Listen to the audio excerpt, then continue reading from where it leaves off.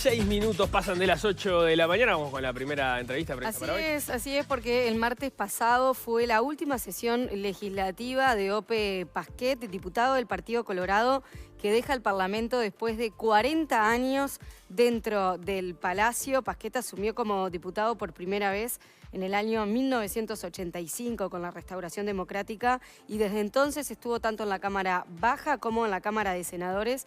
Así que para hablar de esta despedida, si es así que se lo podemos titular, vamos a recibir ahora a Ope Pasquet, diputado del Partido Colorado. Ope, muy buenos días. Buen día, ¿qué tal? Muchas gracias. ¿Cómo estás? Me permiten una precisión. Adelante. Yo tengo más de 40 años de actividad política, porque arranqué en el plebiscito del 80, pero en el Palacio no, porque yo fui diputado en el primer periodo, del 85 al 90. Después estuve 20 años fuera del Palacio, de todo cargo público, digamos, y me reenganché en el 2010. Con Vamos Uruguay. Exactamente. Aún así asumo que es bien movilizante despedirse del Palacio. No, sin duda. Lo que pasa es que yo esto lo había resuelto tiempo atrás. Cerca de 2 años, hace que les avisé a mis compañeros que no iba a ser candidato. Inicialmente, la idea era terminar mi participación política con la elección interna.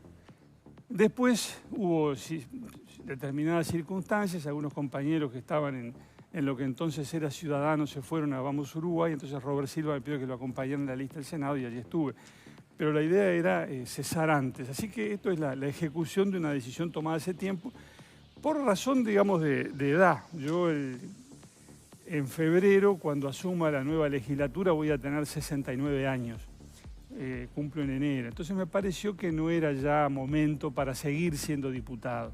Esto es para mí, digo, otros tendrán otros criterios, claro. Yo no discuto eso, pero digo, a mí me pareció que después de haber sido diputado varias veces, de haber sido hasta presidente de la Cámara, tenía que dejar el lugar a gente joven que viene de atrás con muchas ganas y bueno, está bien que la representación del Partido Colorado quede en manos de gente más joven con otra proyección política. Así que esa es la razón de la decisión. Sí, de hecho, la campaña de las internas, si no recuerdo mal, ponía a Ope Pasquet, obviamente, pero en realidad los nombres que aparecían y las figuras que aparecían se destacaba Antonio Mansi, se destacaba Desiree Pagliarini, se destacaba Diego Sanjurjo, ¿no? Como Exacto. parte de esa generación joven que venía de relevo en la corriente que había liderado Pasquet. Pues yo no encabezaba la lista, claro. En la interna ya era la señal esa y estaba en cuarto lugar. Los primeros lugares estaban ocupados por esos compañeros, justamente. Bien. Sos uno de los legisladores que recoge mucho mérito por parte incluso de tus compañeros de partido, de la coalición y también de la oposición. ¿Cómo vivís todos estos mensajes de reconocimiento que te han hecho? Bueno, son muy gratificantes, ni que hablar. Uno se siente muy halagado y muy contento. Pero yo no dejo de pensar también que todo esto es porque uno se va, ¿no? Si siguiera dentro de la cancha, quizás no sería lo mismo.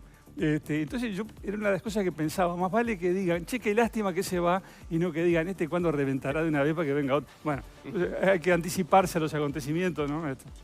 Por eso. Hagamos un poco de historia. ¿Cómo arranca la actividad política de Ope Pasquet? ¿Cómo se involucra políticamente por primera vez y empieza a militar?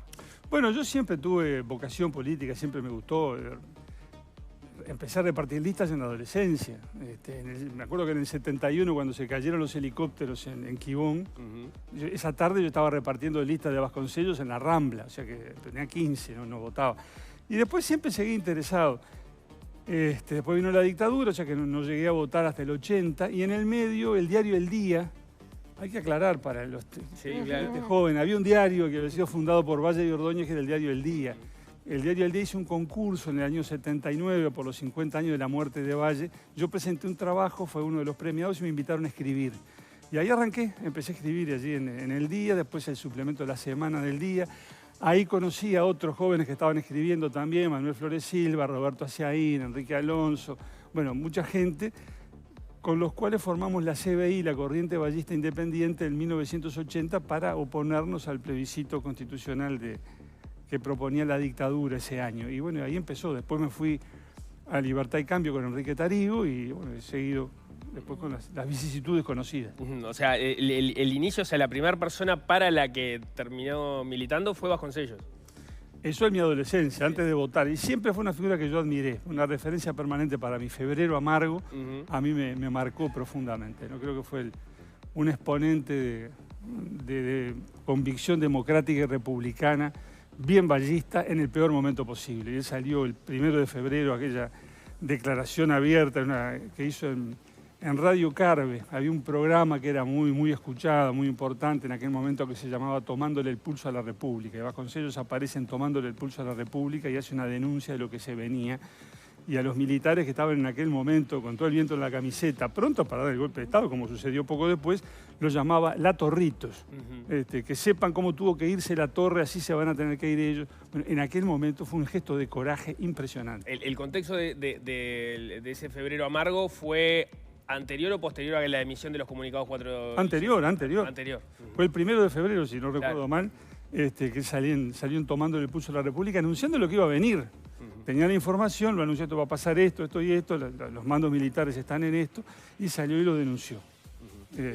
El otro gran referente político es Tarigo, ¿no? Y sí, el vínculo con Tarigo. Fue por dos vertientes, porque por un lado el diario El Día, como yo les conté, yo empecé a escribir allí, pero por otro lado Tarigo era profesor de Derecho Procesal en la facultad. Y bueno, yo fui a su curso de Derecho Procesal 1, en calidad de oyente, porque no salí sorteado, pero ahí tuve el contacto personal con él. Y bueno, después siguió. Ahí está, y ahí emergieron como tres referentes jóvenes. Jugando en memoria me puede corregir, Pasquet, pero eran usted, Hierro López y Asiaín, ¿no? La lista del 84 fue Hierro, Pasquet, Asiaín. Ahí está, que eran como promesas del Partido Colorado, luego cada uno tuvo su derrotero propio. Claro, jugábamos en la tercera, digamos. Lo que pasa es que los de primera estaban todos proscriptos. Claro. Entonces eso generaba lugares. Bien. La semana pasada hablábamos justamente también con Iván Posada sobre su retiro, que coincide justamente con el tuyo, y le preguntábamos sobre cuál sesión o qué instancia parlamentaria podría distinguir como las más memorables de la que haya participado. En tu caso, ¿cuál destacarías? No, bueno, ha habido muchas, ¿no?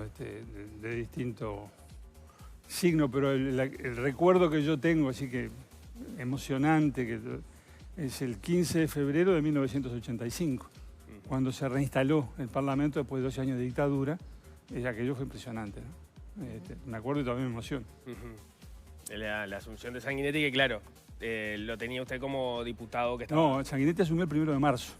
15 de febrero, claro, cuando se fue la legislatura. Se instala el Parlamento, presidía Jorge Valle. Y estaba allí como invitado en la cabecera Jorge Zapelli, que había sido vicepresidente del último gobierno constitucional, pero cuando Bordaberry da el golpe, Zapelli se mantiene al margen y no participa en nada. Y no se jubila, porque él hubiese podido jubilarse como vicepresidente de la República, que había cesado, pero no se jubiló hasta que terminó su mandato. O sea, hasta el 76. Claro, el 1 de marzo del 76, cuando cesaba, él mandó una comunicación que publicó el diario El Día, diciendo, bueno, hoy ceso en mi calidad de vicepresidente de la República. Bueno, estaba allí el 15 de febrero del 85 y recibió una ovación también cuando fue nombrado, ¿no? Y decía, presidió Jorge Valle esa sesión. Sí. Jorge Valle había estado proscripto como para ser candidato a la presidencia, pero sí pudo integrarse como legislador y encabezar lista del Senado. Sí, porque le levantaron la proscripción antes de las elecciones, pero en aquel momento ya la figura de Sanguinetti había adquirido un gran volumen político.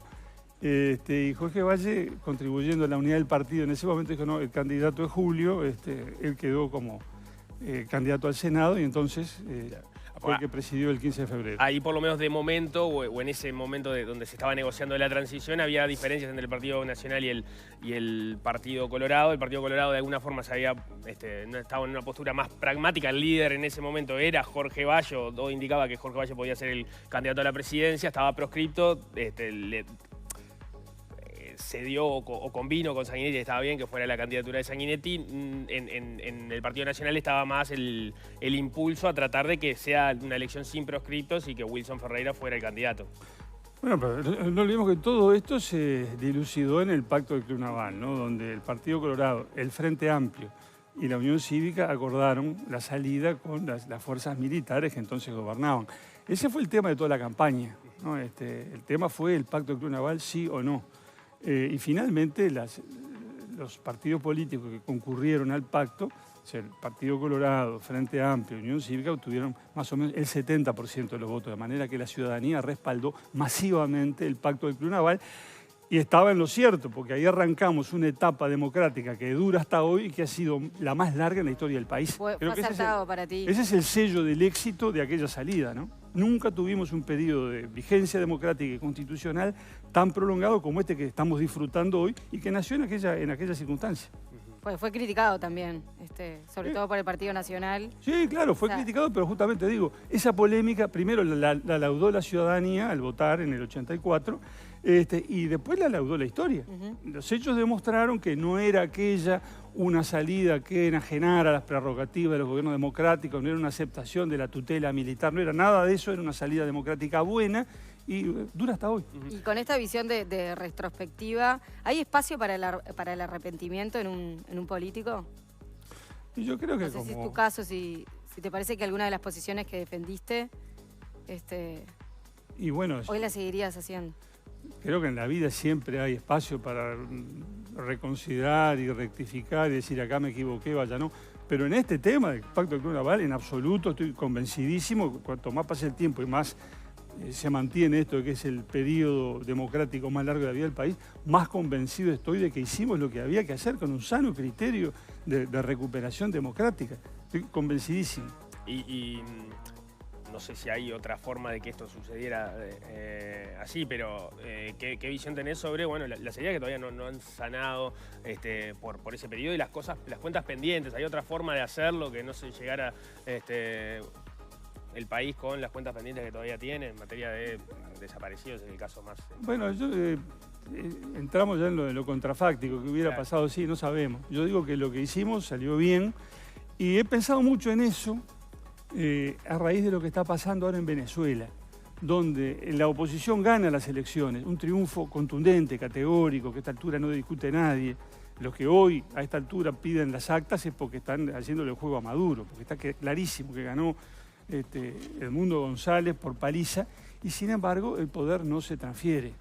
Y la oposición insiste con que que el 10 de enero, un poco antes, un poco después lo van a lograr. Ojalá que así sea, yo lo deseo fervorosamente, pero no veo cómo van a lograrlo finalmente. Y entonces digo, aquella negociación del Pacto del Club Naval tuvo la virtud de concretar en la votación del no del 80, que fue para mí el momento bisagra, y todos los pronunciamientos del 82, por ejemplo, donde las elecciones internas de los partidos políticos mostraron el triunfo categórico de las fuerzas opuestas a la dictadura, pero había que meter la pelota dentro del arco.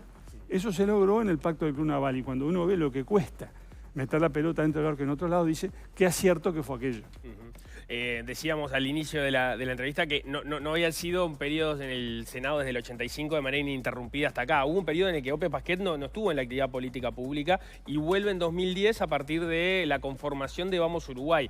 En ese momento, ¿qué había pasado? ¿Qué pasó en ese momento que Ope Pasquet entendió que había que volver a la política? Yo lo había intentado antes, sin mayor éxito, había logrado ingresar al Comité Ejecutivo Nacional en el 2004. No fue Ope Pasquet que entendió que tenía que volver, fue la gente que entendió que estaba bien que Ope Pasquet volviera. Claro, yo insisto, estaba en el Comité Ejecutivo Nacional del partido en el año 2004, venía manifestándome en los medios de prensa, en los medios de comunicación, o sea, nunca estuve ausente. En el 2010 en el 2005 surgió la candidatura de Pedro Bordaberry a la Intendencia de Montevideo. Y nosotros lo acompañamos y el resultado fue muy bueno. Pedro tuvo el 26 o 27% de la votación, fue un gran resultado. Se venía de la peor votación histórica del partido, claro. en la transición con la candidatura de Guillermo Stirling y la votación que obtuvo Pedro Bordaberry significó como un respiro para el Partido Colorado. Claro, parecía que había un camino por allí, a partir de ahí se formó Vamos Uruguay, nosotros que ya veníamos desde el 2005 seguimos allí. Bien. ¿Y qué es lo más reconfortable que te deja la política después de tantos años? Hablamos de muchos años dentro del Parlamento, muchos más vinculados a la actividad política, porque es una actividad de mucho sacrificio, mucho compromiso, muy ingrata por partes. ¿Qué reflexión te deja en este sentido? ¿Qué aporte? Bueno, lo que pasa es que es la vocación que uno tiene, ¿no? Yo siempre sentí la vocación política, desde la escuela, que yo decía que me iba a dedicar a eso. O sea que siempre sentí esa pasión, ese deseo de participar en la vida política del país, de no ser alguien ocupado solo en sus asuntos particulares, sino a mí me parece que una personalidad completa, una vida completa, implica por lo menos una dimensión política. Algunos la cultivan más, otros la cultivan menos, pero yo siento que hay que participar para ser una persona completa. Por eso me pareció siempre que la suerte de las personas que se van a otro país, ¿no? Y que entonces trabajan, tienen su vida privada y todo, pero no pueden participar en los asuntos públicos, está como recortada, está como mutilada, porque yo creo que la participación política hace a la integridad de la persona. Entonces siempre me sentí muy contento de poder participar desde donde fuera, repartiendo listas en la calle o en un órgano partidario o en el Parlamento, y siempre que, yo lo he dicho muchas veces, ¿no? Cada vez que voy al Palacio lo hago con alegría, qué suerte, qué privilegio poder participar en esto, estar acá, poder opinar, porque cuando uno está afuera, estuve yo durante 20 años, por más que pueda escribir en alguna nota en algún lado o opinar en algún lado, pero uno ve las cosas que pasan y se desespera porque no puede incidir en nada. Habría que decir esto, ¿cómo es que no dicen aquello? ¿Qué disparate que van a hacer? ¿Por qué no se propone tal cosa? Pero queda con la ñata contra el vidrio, ¿no? En cambio, bueno, la posibilidad de incidir, de estar, aunque sea en el ámbito parlamentario, aunque sea en minoría, para mí fue muy importante y bueno, me hace sentir muy feliz de haber tenido esa actuación. Yo creo que mi vida habría quedado incompleta sin eso. Pero ¿cuánto entiende que pudo incidir efectivamente en su carrera política? Si pienso, por ejemplo, a partir del regreso de Vamos Uruguay, que volvió, en ese caso entró en el Senado, luego tuvo periodos como diputado, lo hizo mayoritariamente en la oposición, y pienso en este periodo de gobierno, donde estaba integrando la coalición que fue gobierno, pero también, digamos, el punto o el hito por el que peleó Pasquet en este periodo fue la ley, el proyecto de ley de eutanasia, y no terminó saliendo, ¿no?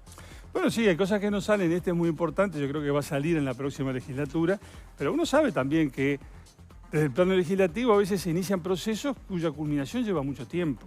Y no hay que ponerse nervioso.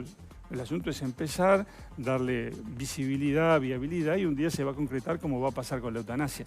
Pero otras cosas se concretaron ya en este periodo de gobierno, que yo creo que fueron muy importantes. Por ejemplo, yo planteé, cuando el tema no estaba en la agenda, la necesidad de ratificar el Tratado de Cooperación en materia de patentes, que es enormemente importante si queríamos que esto sea un hub de innovación, un lugar donde se desarrolle ciencia y tecnología. Eso era muy importante, no estaba en la agenda. Yo lo planteé en la Cámara un día. Tuve la satisfacción de recibir al día siguiente un mensaje del presidente de la República, que comparto 100%, vamos a mandar el proyecto al Parlamento. Después me llamó el ministro Paganini diciéndome lo mismo.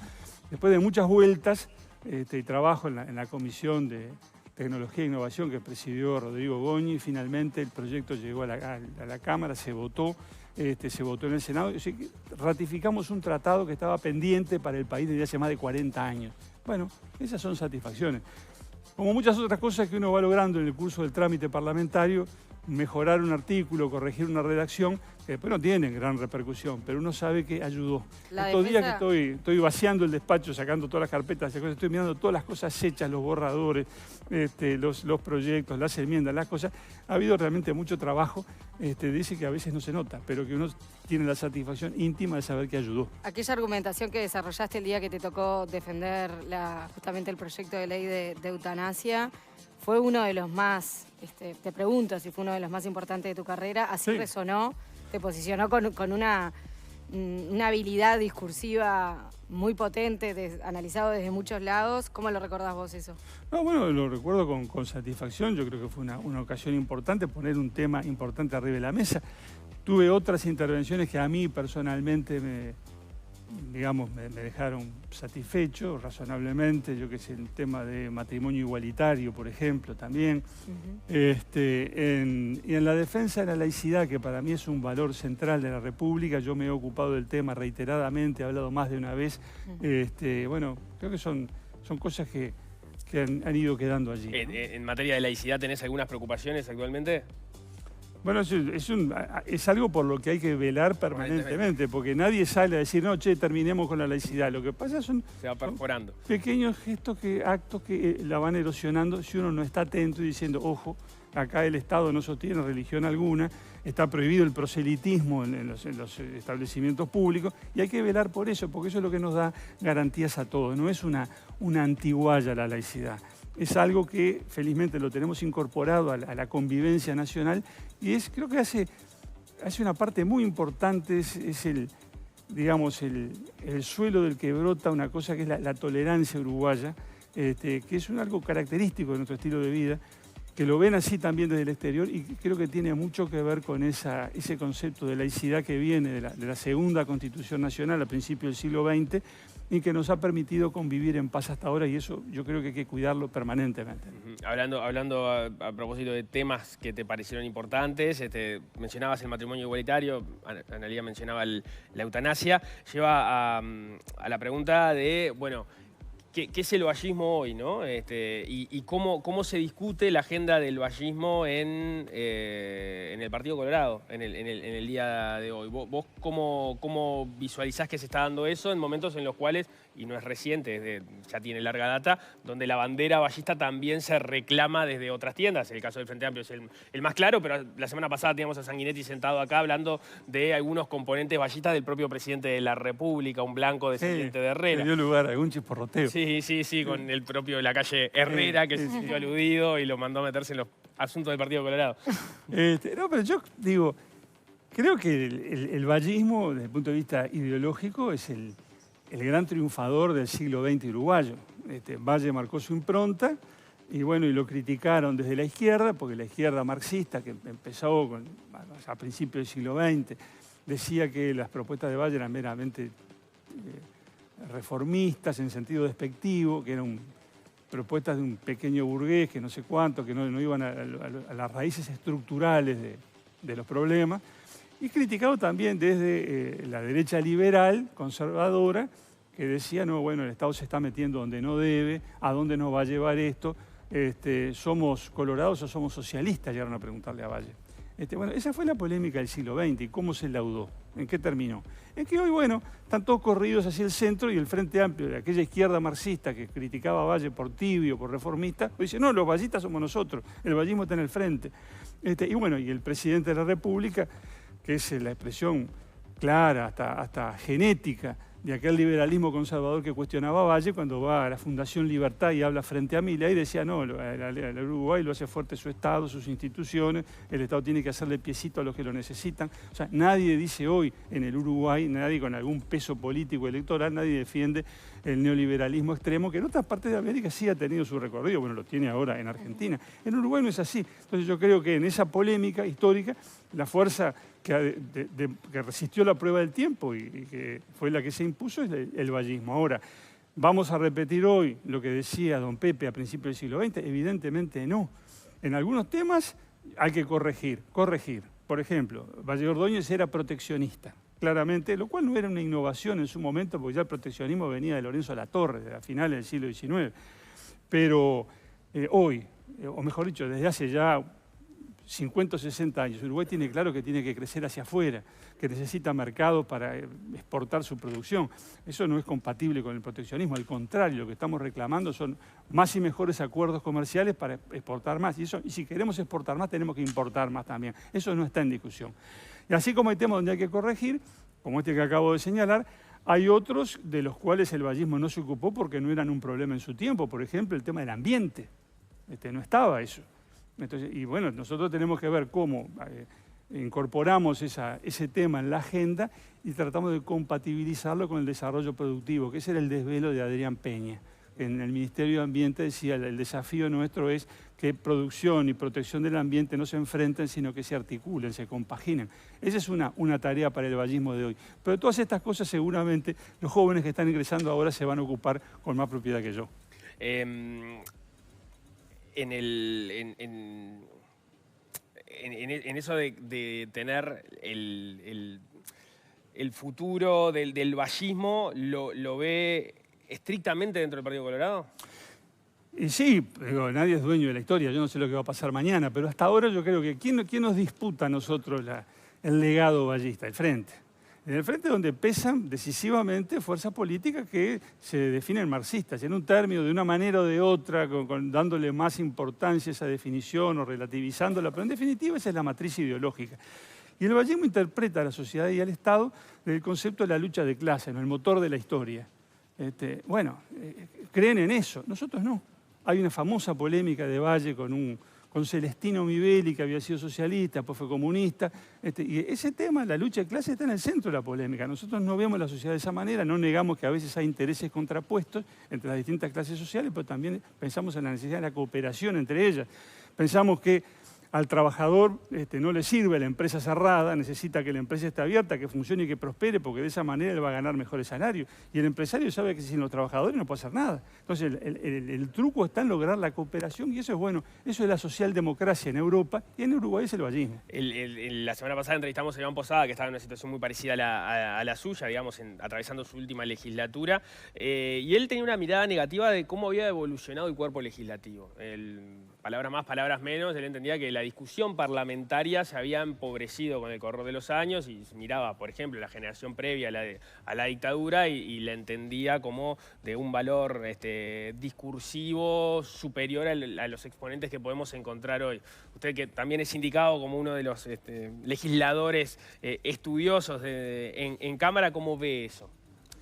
Les cuento una anécdota. Adelante. De los primeros días, del 85. Uh-huh.